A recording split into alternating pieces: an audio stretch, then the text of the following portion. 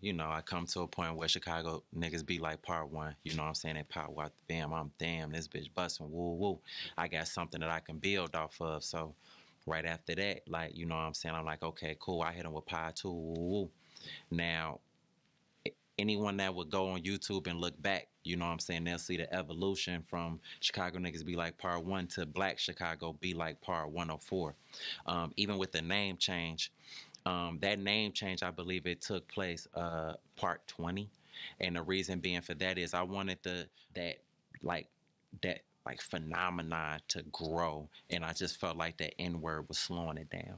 You know what I'm saying? So I'm like, okay, I'm gonna call it Black Chicago be like. But even in that sense, a lot of people don't know that black isn't used in reference to, you know what I'm saying, ethnicity, but more so black as in the other side. Like, you know what I'm saying, you got the black market. So it's like the other side of Chicago, opposite of Millennium Park, the Magnificent Mile, so on and so forth. Like, you know what I'm saying, it's giving insight because it's not just black people that grew up in the hood. You know what I'm saying? You got Chinese motherfuckers, you got Caucasians, fucking like, you got all types of, you know what I'm saying, ethnic pools, you know what I'm saying, that contribute to the culture of, you know what I'm saying, the inner city of Chicago.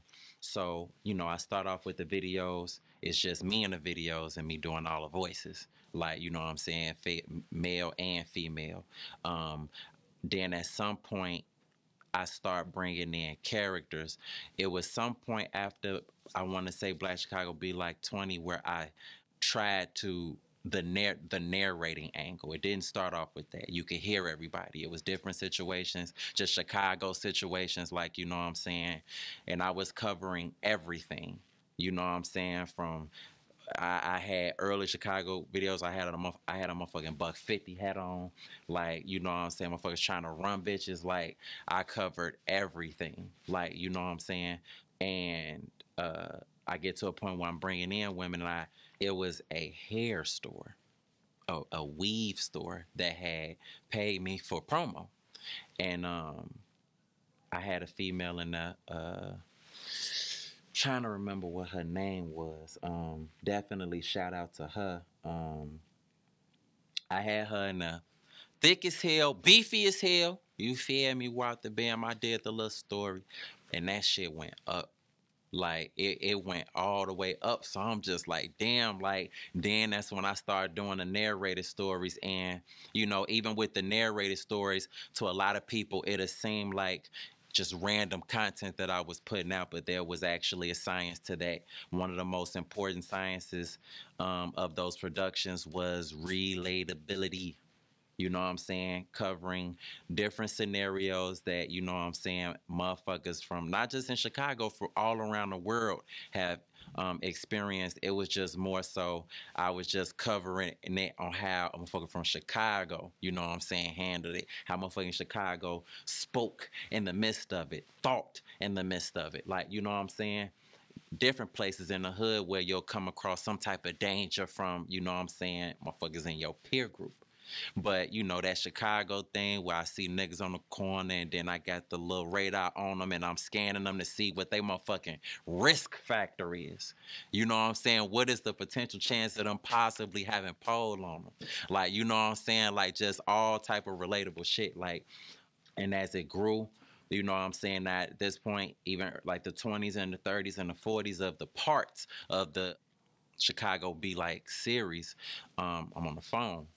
So I want to say at the top of 2020 is when I crossed over into using a real camera. I had been using the phone from 2015 all the way up to 2020, and it was even at some point where, you know, people couldn't even believe that it was off a phone. But I, you know, was using like iMovie. I know Video Shop was one of the apps that I was using, and Videorama. And I was actually using all of those apps just for one video. I was using one app for this, one app for that. I want to say I was using iMovie to cut the footage and to narrate, but then I was using like Videorama. I was using Videorama, I want to say, to watermark it, Video Shop to do something else, like, you know what I'm saying? And even with the, for example, with the footage going through so many apps, eventually I realized that that's why I wasn't HD when I was releasing it, because I kept compressing it. Like, this is all shit that I eventually learned. I want to say I learned it at the end of 2019 before I crossed over into the cameras, because that's when I start like educating myself on Final Cut. And I was taking the iPhone footage and running it through Final Cut. Final Cut keeps it, you know, it maintains that quality. So then and it was a Christmas video I did, a Black Chicago Be Like Christmas, which was the last Black Chicago Be Like Christmas I did. And that motherfucker it looked good. I'm like, damn. Then it hit me like, oh. Because when I was using those mobile platforms to edit, I kept compressing that shit. And that's why, you know, it still looked good, but that's why I wasn't at maximum quality. Like, you know what I'm saying? So I spent hours and hours and hours on Final Cut.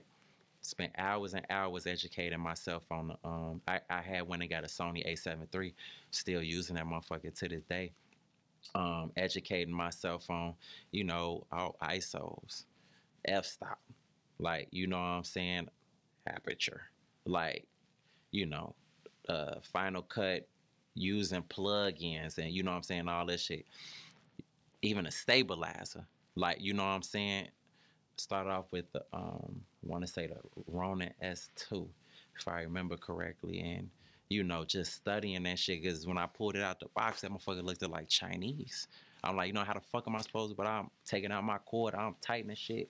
Ooh, like everything was just, you know, it was just a blessing. The motherfucker just swaying up and down. I went to school for this shit and I didn't.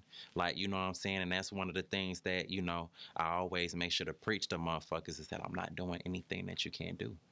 You know, so many times we have these excuses, man, I don't know how to do that. Motherfucker, ooh, it's really no excuse, because we're living in a time where the knowledge is there. The internet is a vast network of just information. Like, you know what I'm saying? It's really literally at your fingertips. And you know, I took full advantage at that time, and I still do until today.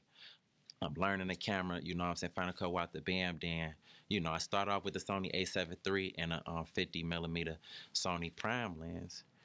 But then I started doing research on lenses, like, you know what I'm saying, and over the course of this time, you know what I'm saying, I've turned my content into business tools. So now companies are paying me consistently, you know what I'm saying, to put for me to promote their products and services. So taking that money, I'm investing into, okay, now I got G Master lenses, like, you know what I'm saying, I got 85 millimeter G Master lens, I got a 12 to 24 wide angle G Master lens, 24 millimeter G Master lens. Now I'm investing in, like, the sound, you know what I'm saying, because when I was narrating on the iPhone, I was using the mic from the headset.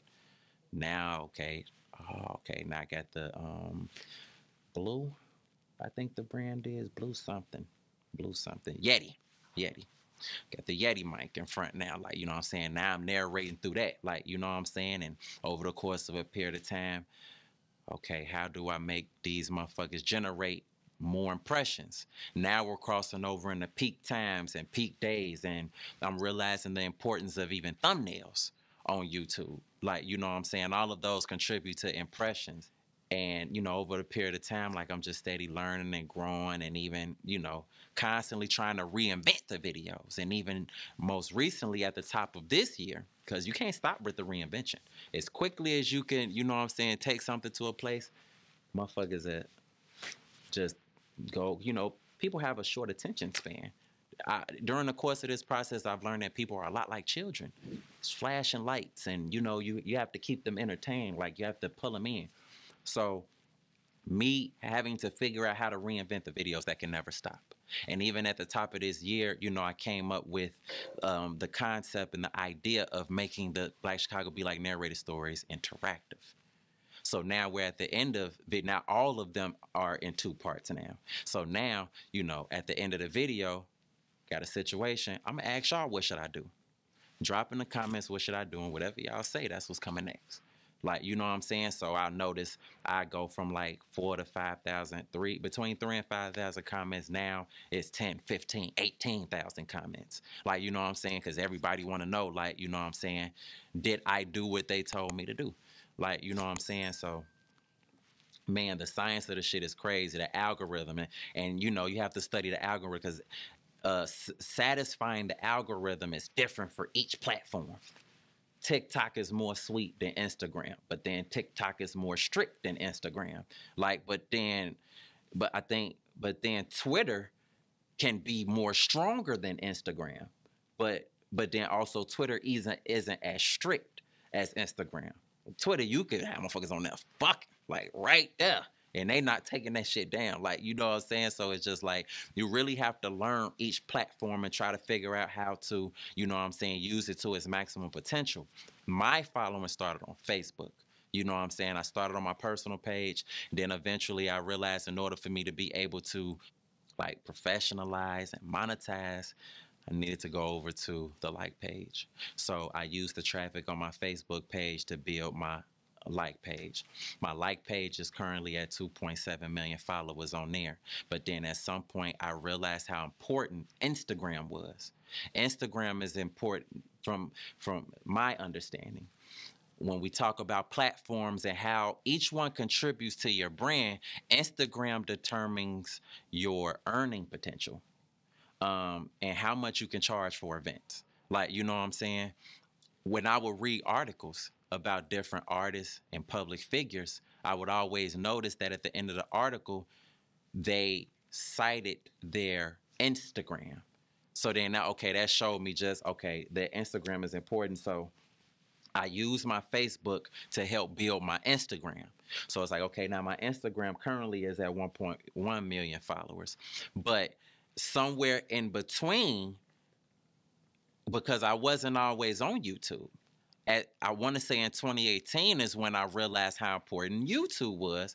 And that is as a result of my oldest baby, Brazil Marie. She's showing me these YouTubers, like CJ So Cool and a few others. And she showed me the shit. The nigga got marble floors in his garage. So I'm just like, damn, this is a motherfucking like a revenue source that I need to tap into. April 2018 is when I started actively using YouTube. I had already had it, but that's when I started actively using it. Actually, it was before April. April is when Black Chicago Be Like Part 44 is the video that triggered the algorithm for me. And it was a story about, if I remember correctly, because there's so many of them, if it's not 44, I do know the story. The story that triggered the algorithm is me talking about when I had my first fight. And I had someone playing the younger me, which is why that video has the most views on my channel. I think it's somewhere around 10 million, but because that's the video that triggered the algorithm. And I remember I had like 15,000 subscribers. Then I seen it jump to 25 in like a week. Then shortly after, 50,000 subscribers. I'm just like, what the fuck? Like, you know what I'm saying? I just kept dropping, you know what I'm saying, after that. And then just, you know what I'm saying, kept it going. And now it's currently, my YouTube is currently sitting at, I want to say 1.8 million subscribers. So, you know, it was just different things that I was just learning and applying, like, and, you know, it's still a lot to learn because social media changes, the algorithms change, like, you know what I'm saying? So it's just a constant, like, classroom, you know what I'm saying, that I'm operating in for sure.